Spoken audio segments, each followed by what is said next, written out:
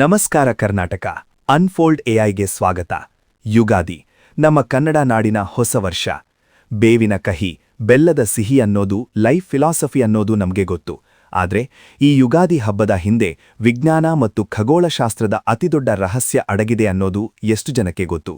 ಇವತ್ತು ನಾವು ವಿಜಯನಗರ ಸಾಮ್ರಾಜ್ಯದ ರಾಜಧಾನಿ ಹಂಪಿಯ ವಿರೂಪಾಕ್ಷ ದೇವಸ್ಥಾನಕ್ಕೂ ಮತ್ತು ಯುಗಾದಿಗೂ ಇರೋ ಆ ಅದ್ಭುತ ಕನೆಕ್ಷನ್ ಬಗ್ಗೆ ಹೇಳ್ತೀವಿ. ಹಂಪಿಯ ಆ ಪ್ರಸಿದ್ಧ ಗೋಪುರದ ನೆರಳು ತಲೆಕೆಳಗಾಗಿ ಬೀಳೋದು ನೀವು ಕೇಳಿರ್ತೀರಾ. ಆದ್ರೆ ಯುಗಾದಿಯ ಸಮಯದಲ್ಲಿ ಈ ಬೆಳಕಿನಾಟ ಬದಲಾಗುತ್ತೆ. ಸೂರ್ಯ ಭೂಮಿಯ ಸಮಭಾಜಕ ವೃತ್ತಕ್ಕೆ ನೇರವಾಗಿ ಬಂದಾಗ ನಮ್ಮ ಹಳೆ ಕಾಲದ ಶಿಲ್ಪಿಗಳು ಕಟ್ಟಿರೋ ಈ ದೇವಸ್ಥಾನದ ವಿನ್ಯಾಸ ಹೇಗೆ ಕೆಲಸ ಮಾಡುತ್ತೆ ಗೊತ್ತಾ? ಅದು ಕೇವಲ ಆರ್ಕಿಟೆಕ್ಚರ್ ಅಲ್ಲ, ಅದು ಒಂದು ಕ್ಯಾಲೆಂಡರ್.